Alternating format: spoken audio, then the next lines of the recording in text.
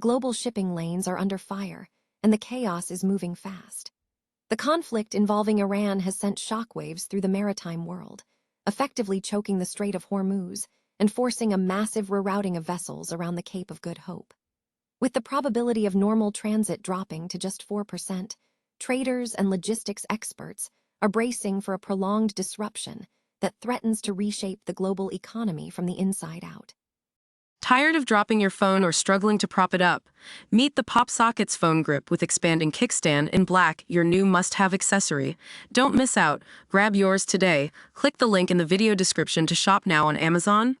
Moving deeper into the volatility, Maersk and other major carriers are grappling with a complex web of blocked landside bookings and regional congestion. While fuel costs remain significantly elevated compared to pre-war levels, the container market is currently playing a dangerous game of supply and demand, as airlines and shipping companies alike struggle to keep operations steady across the Middle East, India, and beyond. Shifting our focus to long-term projections, the Indonesia freight and logistics market is defying current global instability with a massive growth trajectory. Forecasts indicate the industry is set to soar to a valuation of nearly $60 billion by 2034, signaling that despite today's supply chain bottlenecks, the region remains a powerhouse for future investment and infrastructure development. Finally, we are seeing a major strategic play in aviation as AerFin and National Air Cargo announce a strengthened logistics partnership. By integrating their operations, these two industry giants are streamlining aircraft teardown processes and component transfers between Marana and Miami to maximize efficiency in a tightening market. If you want to stay ahead of these rapid industry shifts, make sure to like this video, subscribe to the channel, and hit the bell icon to never miss an update. Imagine one of the world's most critical economic arteries being squeezed to the point of silence. That's exactly what's happening in the Strait of Hormuz right now, and the market's reaction is nothing short of a wake-up call. We are watching the probability of 80 ships transiting the strait by April 30th crater from a 17% chance down to a mere 4% in just 24 hours. This isn't just a statistical flicker, it's a reflection of a volatile geopolitical landscape where Iranian maneuvers and U.S. blockades are turning the tide on global trade. Why does this matter to you? Because when the Strait of Hormuz chokes, the world pays the price. Vessels are now forced to detour around the Cape of Good Hope, adding weeks to voyages and massive spikes to freight costs. While European logistics firms might be banking some short-term windfall profits from this chaos, the long-term reality is a threat to global economic stability that we cannot afford to ignore. Traders are betting heavily that this blockage is here to stay, but in the world of prediction markets, sentiment can shift fast. If you're looking at the numbers, a yes share is trading at just 4 cents for a potential dollar return. That's a 25x upside. But don't get greedy, because the military realities on the ground make that a massive long shot. Keep your eyes locked on the IRGC's next move, potential talks in Pakistan, and any signals coming from the U.S. military. The data is clear. The path to stabilization is currently blocked. If you found this breakdown insightful, hit that like button and subscribe for more deep dives into the markets that shape our world. At the end of the day, when the global supply chain hits a bottleneck, it's not just the ships that stop moving. It's the entire heartbeat of the global economy waiting to see what happens next. Ever felt like the global supply chain is constantly walking a tightrope? Well, right now, that rope is swaying more than ever. With the Strait of Hormuz effectively playing a game of geopolitical cat and mouse, the logistics world is holding its breath. One minute the strait is open, the next it's a no-go zone, and that uncertainty is forcing major players like Maersk to scramble, suspending bookings and navigating a mess of port congestion. It is a stark reminder of how fragile our just-in-time delivery culture really is. But let's talk about the real elephant in the room: fuel. Bunker fuel prices are still hovering a staggering 55% higher than pre-war levels. While we have seen a slight cooling off lately, the looming threat of fuel shortages in the next few months is keeping carriers up at night. Surprisingly, though, the container market is showing a weird kind of resilience. Rates on major trans-Pacific routes are up, Yet carriers are struggling to push through the full surcharges they probably need to stay comfortable. It is a tug-of-war between high operational costs and cooling seasonal demand. Then there is the air freight side of the story.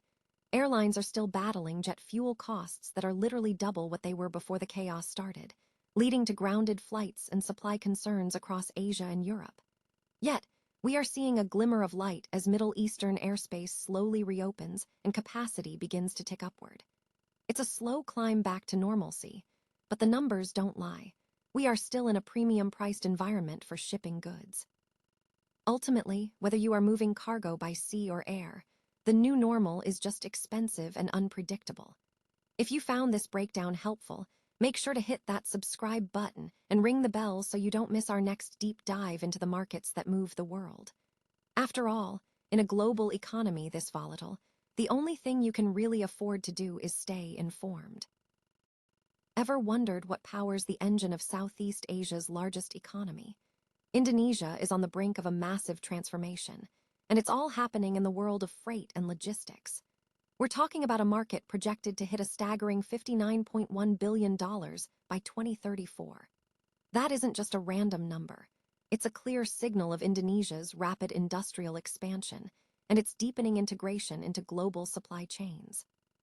Growing at a steady CAGR of 4.23%, the logistics sector is quickly becoming the backbone of the nation's future competitiveness. But why does this matter to you?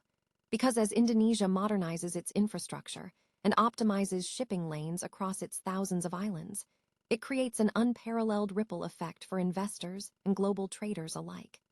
It is essentially the archipelago waking up to its full economic potential.